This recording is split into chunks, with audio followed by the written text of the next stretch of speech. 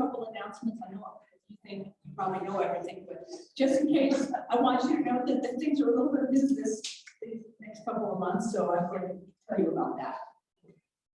You know that Tom Peyton is coming to speak today, and I would call it a book on wisdom and kingdom. Should have started reading it. It has a lot of wisdom in it. Some of it was fun. Some of his titles are cute and fun and make fun. In March, we have Donna Henry coming, and she's doing Cloud Cuckoo Land. And so that'll be an interesting book by Anthony Dower.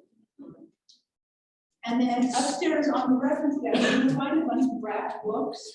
And these books are all kind of books, all of them all over the library.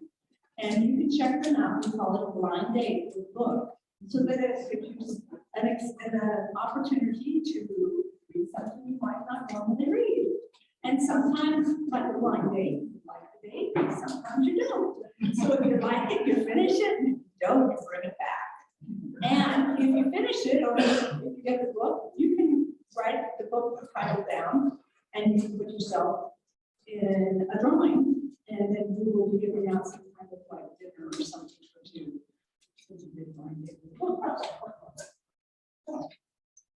Okay, book lovers book sale will be next week, so this will be transformed into tables and tables and tables and tables and books.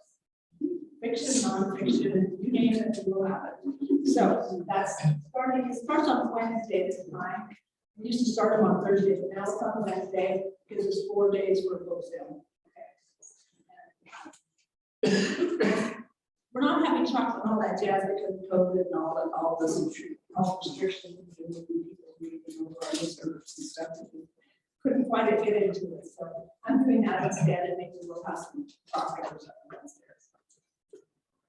National Library Week is April 5th to the 7th, or 4th to the 8th. But we are having only 3 days this year for National Library Week. We have 3 authors coming. I was having trouble finding 2 other people, and sometimes you just give up and say, you know, let's see what happens. And if it's not coming together, something else is coming up. So we have 3 authors, the 5th, the 6th, and the 7th. And then on the 9th, we're going to have murder mystery. We couldn't have murder mystery the 1st of March, so we're going to have it April 9th, that Saturday. So we'll have a week of activities, but they'll be a little bit different. So we go for lunch or National Library lunch, and then we'll have the murder mystery, which where you buy tickets. And we'll be selling tickets in March. Okay. And Judy and Jan and Martin have been putting the script together, and I'm told it's done. And so now we're looking for cast members. Well, she says sort of. She's picky though. And so and we'll get that ready. So if you'd like to take cast members, let me know. Or if you know someone. We thank you. Every morning. Let me speak to you. Or if you know someone, you know, I don't know the character yet, so I can't suggest someone to we're going to talk about that. Just remember also, if you get little ones visiting you, we always have story time on Tuesdays and Wednesday morning. You do not have to sign up. You can come with your little ones, and you can be part of the activities. Yes. Even grandparents or caregivers or aunties or uncles or cousins. We don't care. They'll enjoy it. And then our book club that we have once a month, we read a book. This month we're reading Suli by John Grisham. Last month we read a book of last names. And so we have a list of books that we go through names. We read about a wide variety of genres. Oops, yeah. And then we have the ESL class that we know someone who needs to learn English. We have that every night, every Thursday night at 6:30 until 8 p.m. It's totally free. The gal who teaches it does have an English, Spanish ability, so she can talk to people that have no Spanish, no English ability. If they come from another country and don't have Spanish as their first language, she would still teach them. Do it with sign language and stuff.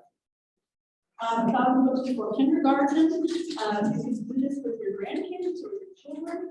And you sign up for the big stack, and you show you, but you actually read with your child or the grandchild the book, and when they get credit for reading the book, and then you do 1,000 books, and each 100 you get an incentive. Right? It's fun. Okay. And I know one grandparent does this in the group here with her grandchildren in Arizona. So yeah, so there's no excuses. She does it every night. Okay. We have a youth activity center for kids 8 to 16 in the afternoon after school, and then on her school day 25. Okay. Science fiction book club is reading not this book, they're reading Cuckoo Land book. So, but Donna Henry did think it was such science fiction fantasy that you guys would enjoy it. She enjoyed it so much that she changed the title of her book. So don't get scared away by the time I think they're reading. Poetry group meets the third Thursday of the month, and if you'd like to either know about poetry, learn about poets, or be one yourself, come join us. And then we have a writers club that writes books, and they help each other put them together. And we have digital books on which one? Sunflower. And nowadays, new cars, you cannot, they don't have CDs in them. So if you have such a thing, you can set that up in your car to listen to an audio book. And then we have no cards available. And also, if you are, if the storm is coming like last week, the best place to look first, if you have Facebook, is there. Then we get that on the catalog, and I said to Garrett to put it on the website. And I also try to remember to always put that on KXXX and the different radio stations. Okay. So, now, let me welcome Tom Peyton to do the book review of sermon outlines that preach. And he actually wrote the book, and so you know how many times he's spoken to us about all these different books. Well, you know, a few years ago, I wrote a book. Well, she wrote to us, right? It back. Tom's pretty humble and pretty funny. If you get him, maybe he'll tell us a little jokes. Come on up, Tom.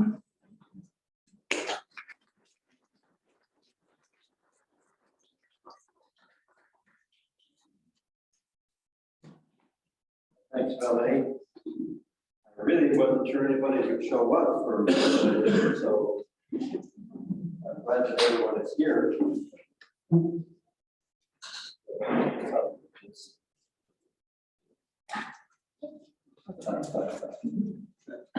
So,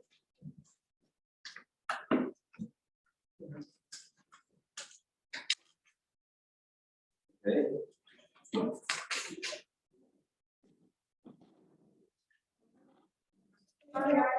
Okay. Oh, yeah. So this is a book that I wrote a long time ago when I was actually young.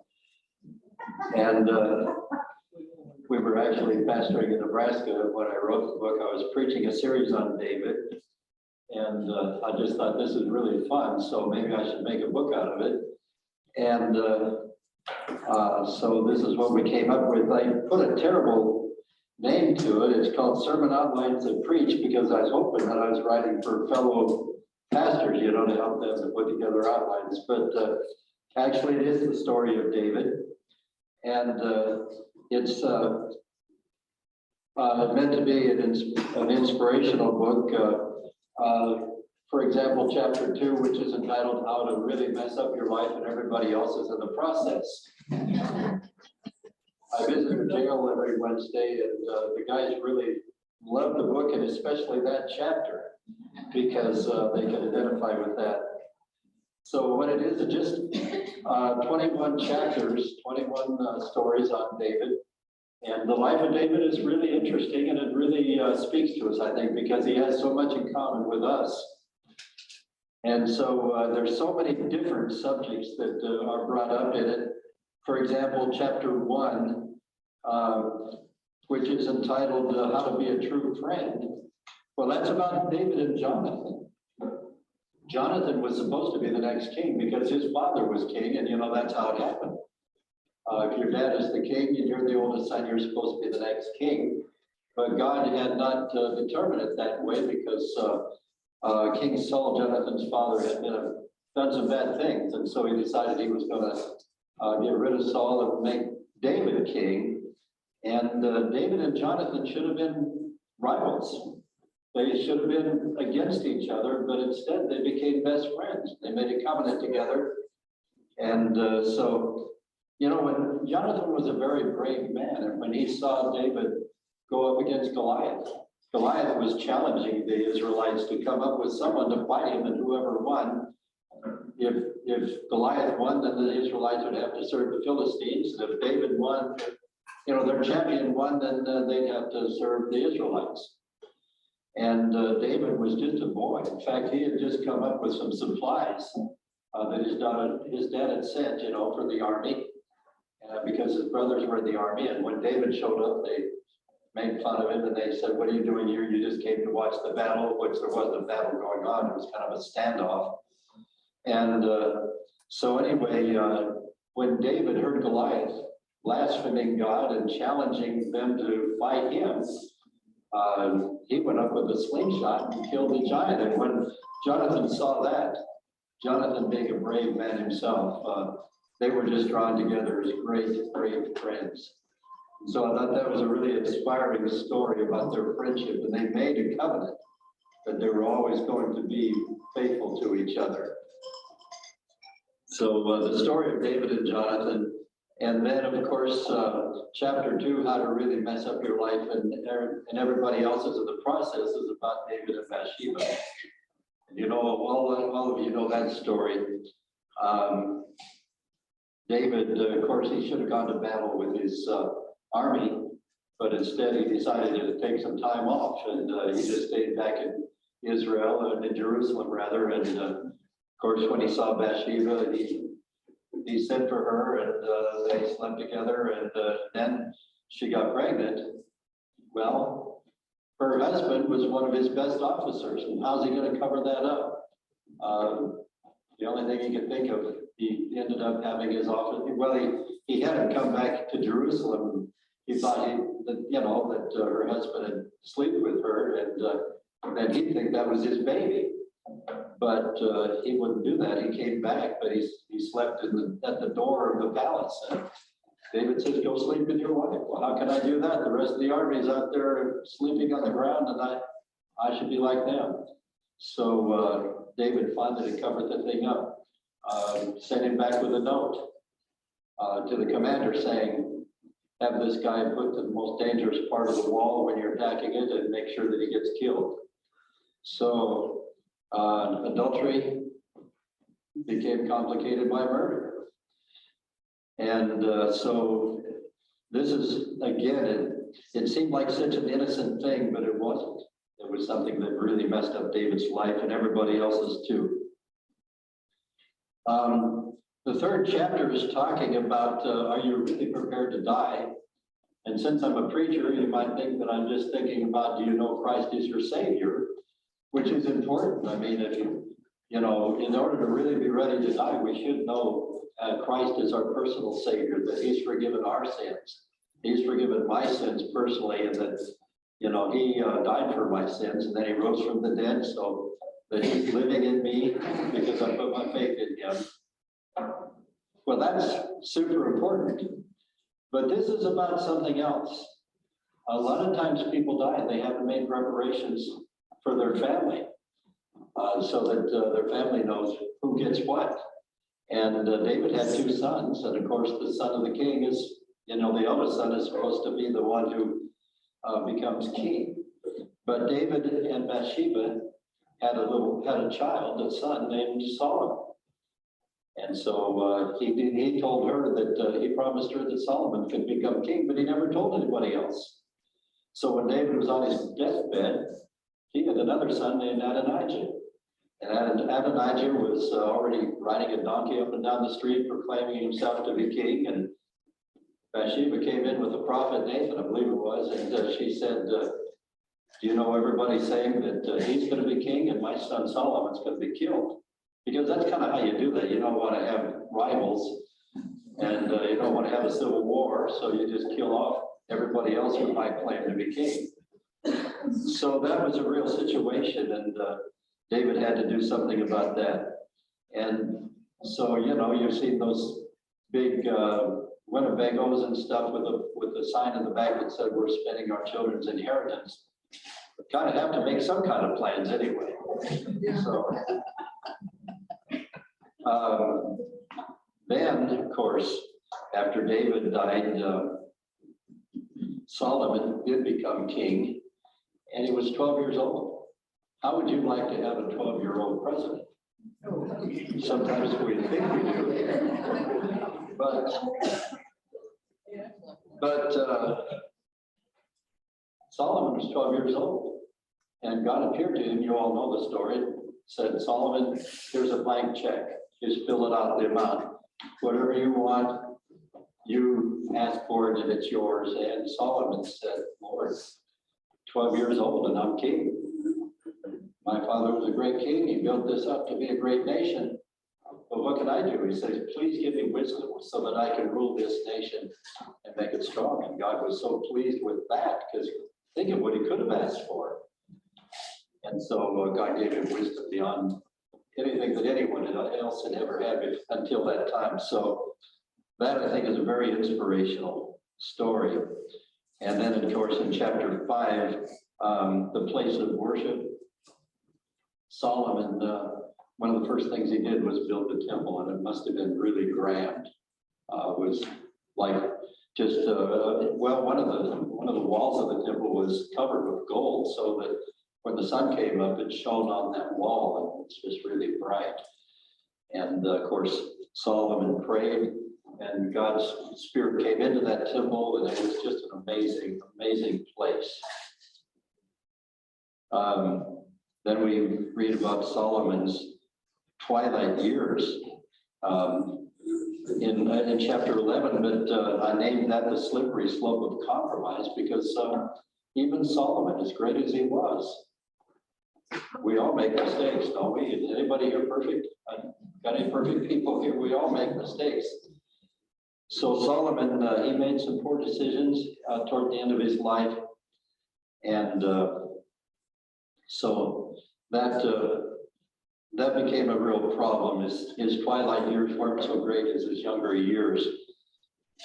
He had a son named Rehoboam who became the next king, and Solomon wrote the book of Proverbs, as you know, among a couple, you know, the Song of Solomon and so on, and he wrote a couple of Psalms, but the first 10 chapters of Proverbs were written to Rehoboam. He kept saying, my son, my son, my son. If you read through those 10 chapters over and over, and this is an amazing thing.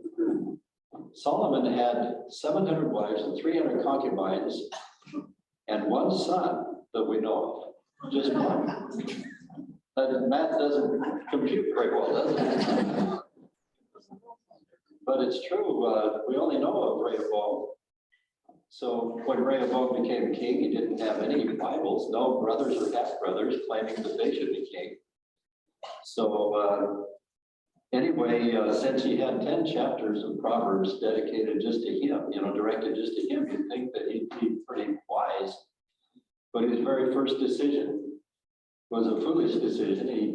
He took counsel from the wrong people, and the result of that was the nation of Israel was literally split into two nations, north and south. The north seceded from the nation, and there was no civil war.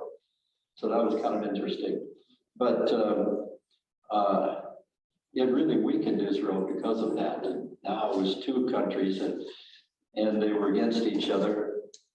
So that was Rehoboam's disastrous decision. In chapter 8, of course, we read about the lure of false religion because Jeroboam to the north, they had great names for their sons, I think, Rehoboam and Jeroboam, so on. But Jeroboam decided that if his people came down to Israel, to Jerusalem to worship, then the country come back together again and it'd be one nation. And he didn't want that. he wanted his power up north. And so he put some golden calves and he built a temple. It was a 40% scale model of the one in Jerusalem. Kathy and I were able to go to Israel a few years ago with some people with the church. They actually paid for it for us, which was amazing. And we actually got to go up to the city where they had this, the temple. And the temple isn't standing there anymore. That was 40% model.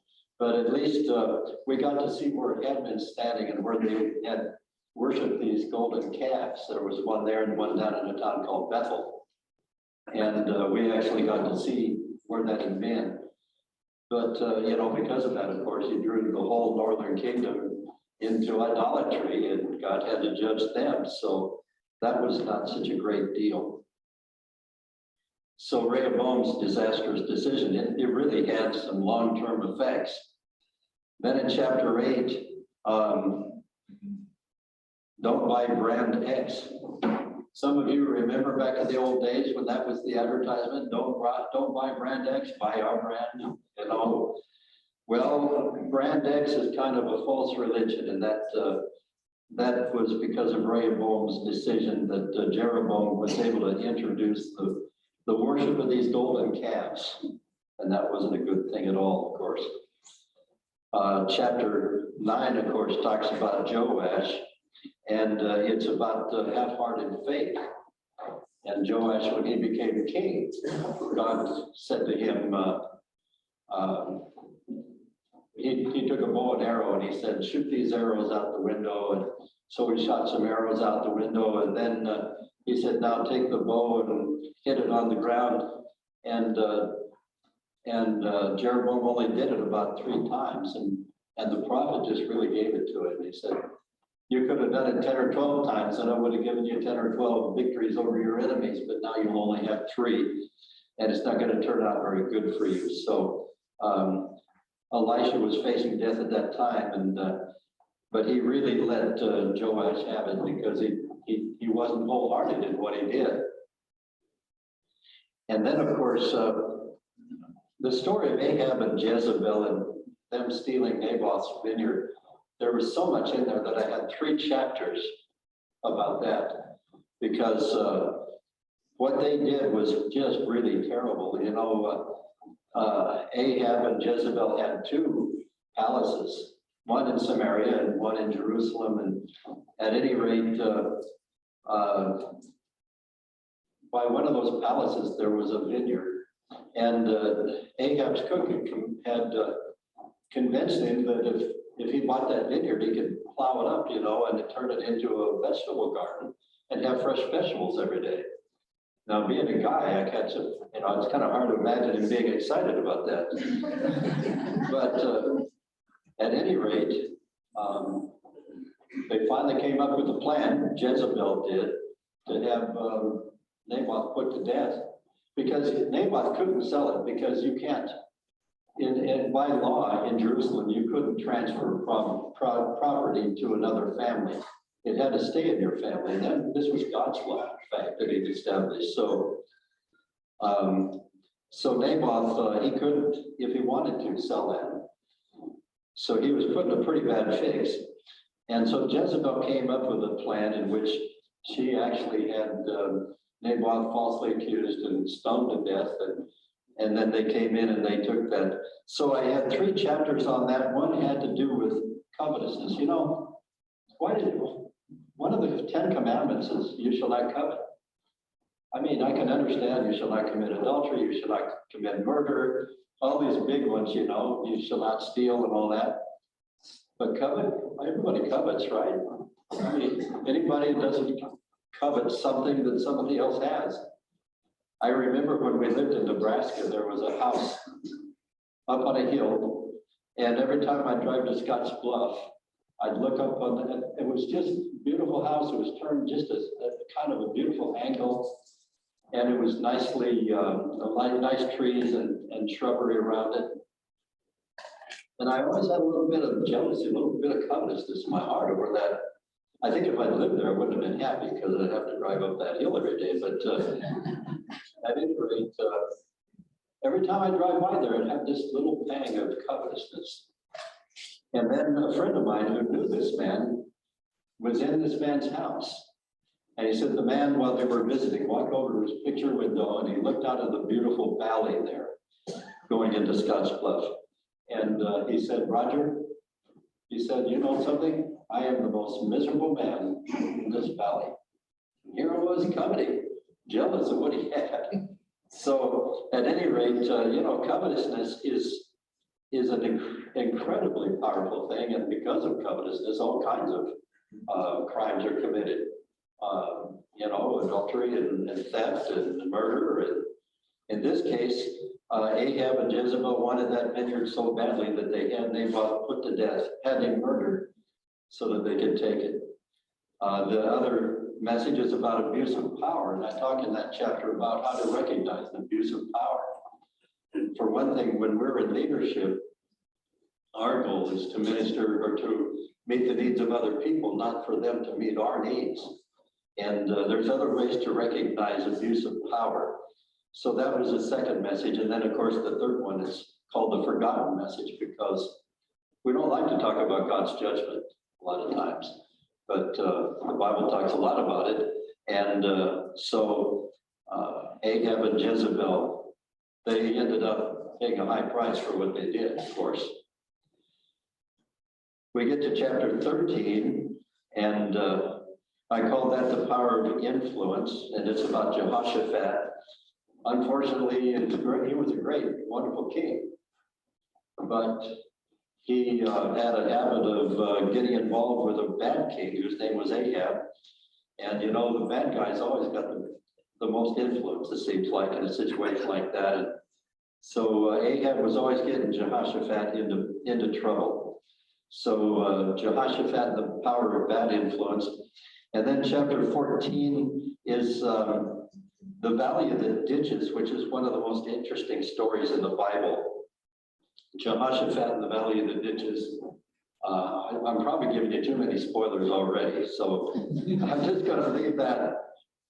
That's one of my favorite stories about how Jehoshaphat and these armies were going up to attack some cities, and they ran out of water, and how God provided the water is just amazing. Chapter 15, King Hezekiah, the dynamics of healing. And that to me was an exciting story, because Hezekiah was sick and he was about to die, and how God healed him. One of the reasons that's been fascinating to me is because I've seen God do that. Just to give you an example, we had a young lady that started coming to our church in Nebraska, and she actually, when she came to our church the first Sunday, and so Kath and I drove out to her home that day after church, and we explained to her the way of salvation, how she could trust Jesus to forgive her sins and come into her heart and be her Savior and Lord. And she said she wasn't ready to do that, but what we didn't know is when we were driving back to town, she went into her bedroom, got on her knees, and she said, Jesus, I love you. I mean, she said, Jesus, I need you. And that was enough. It must have been enough, because her life was transformed. She really became an on-fire Christian lady. And in fact, she was taking some college courses, and the professor was trying to, in one lecture, talking about how boring Jesus is. And so she raised her hand and she said, you know, I'm just a new Christian, but I've been reading the Bible, and everywhere Jesus went, there was crowds of people coming to listen to him. And she said, he must not have been too boring. And he said, let's change the subject. So at any rate, she got a lump in her hip, and it was, they called it melanoma, melanoma, which of course is skin cancer, so that sounds strange, but they called it subcutaneous melanoma. And then, kind of feeling embarrassed to call it that, they finally just said it was a carcinoma. But anyway, she went through all kinds of treatments and surgery and everything, and they finally told her, they said, you know, you better talk to your kids, parent your kids as teachers, because you're going to die, and we don't want your teachers to be caught off guard. Well, long story short, everybody was praying for her, but it went away. And to this day, it has never come back. And that's been, I don't know how many years ago, Kathy, would you say at least 25? So it just went away. It was gone. So when I read about healing, those kind of things really excite me. Joshaphat and the power of praise. We have one military man at least here. The words on strategy. If you had an army and you wanted to attack an army that was coming against you, would you put a choir in front to sing praises to God? Would that be one of your strategies? No, probably not in the book, right? Of tactics. So, but that's what God told them to do. And of course, the result was incredible. King Joash and the power of a good influence and the power of a bad influence. Rehoboam, or Solomon, was 12 when he became king. Joash was actually 7. So it wasn't all that unusual. Josiah was 8 when he became king. But imagine being 7 years old. I mean, you're sitting on the throne and your feet don't even reach the floor. And so Joash had someone who helped him to rule for that time. And so he was a good king because the man who helped him was a good man. The power of good influence, but then later on, you have Manasseh, who was another young king. And it's kind of funny. As you're reading through Kings, it seems like the good kings tended to have bad boys, and the bad kings often had good boys, and good sons. They became king, and Manasseh was a bad king, but chapter 18 is called Hope for Prodigals because, amazingly, after he had really messed his life up, Manasseh actually turned to the Lord and became a good man, good king. So chapter 19, we have Josiah, who is one of my favorite kings. And he had a really great transformation spiritually, but you would have thought that Israel then would have followed suit and had a revival, but instead they just kind of went through a half-hearted reformation. So that was kind of a sad thing. But chapter 20 on King Josiah is some of the best advice you'll get. And I've already given you too many spoilers, I know, but basically the advice he got that he didn't use was mind your own business. He didn't mind his own business, and he ended up getting himself killed. And so the revival, if there was one, was pretty much snuffed out. And then chapter 21, Judah's last hurrah, the last 4 kings. And that's titled What God Most Hates to Do. And in the end, God had to judge his nation, Israel. He doesn't love judging, but his holiness, causes him to have to judge. We love to talk about the love of God, but we really don't enjoy having to talk about his judgment, but it's every bit as important as his love. So that's pretty much how the stories go in the book. I don't know, do you have any questions? Am I doing okay time-wise, Melanie? Anybody have any questions about the book or about that I can't answer about the kings? I didn't realize that Solomon was just 12.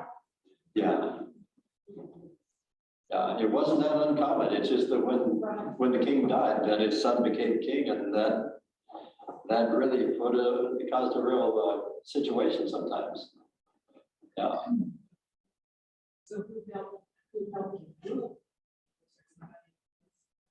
For Solomon, actually, I don't think he had somebody in his case, because when he prayed for wisdom, God gave him such incredible wisdom that even at that young age, he was able to rule, I think.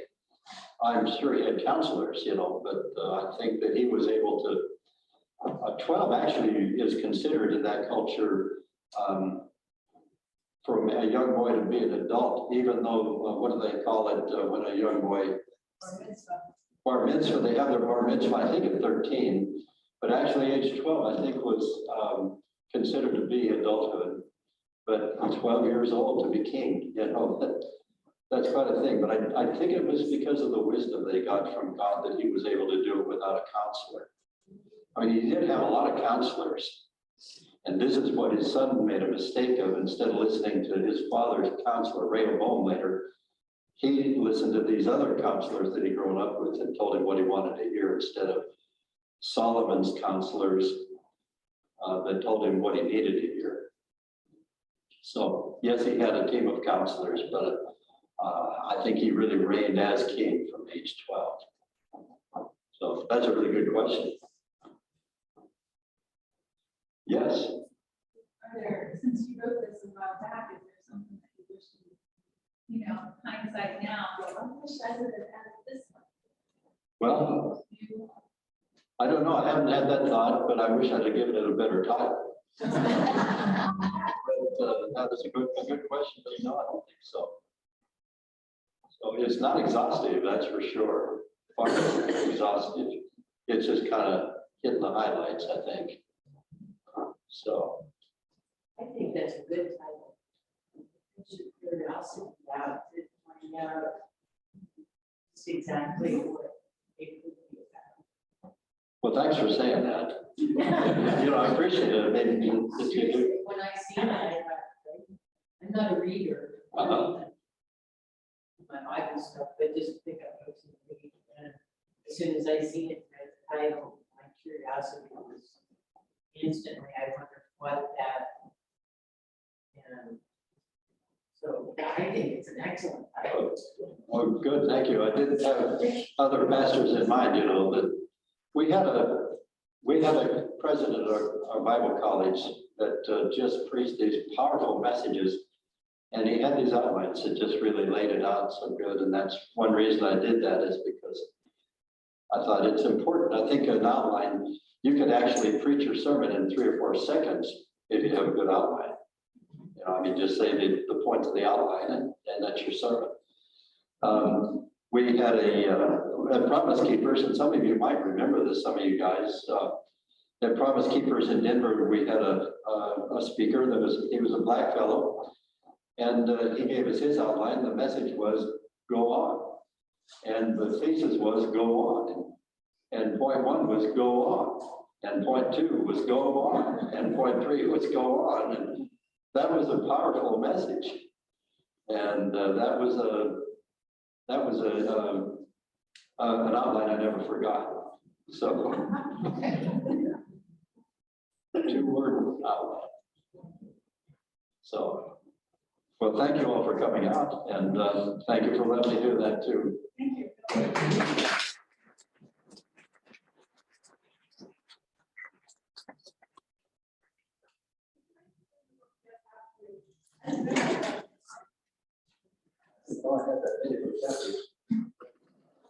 Thank you, Kathy.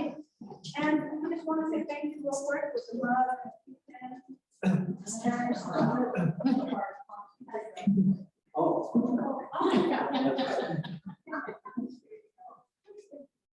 you. I keep getting stuck in the basement of the library. Thank you very much. We'll see you next week, next month, and hopefully we'll see you next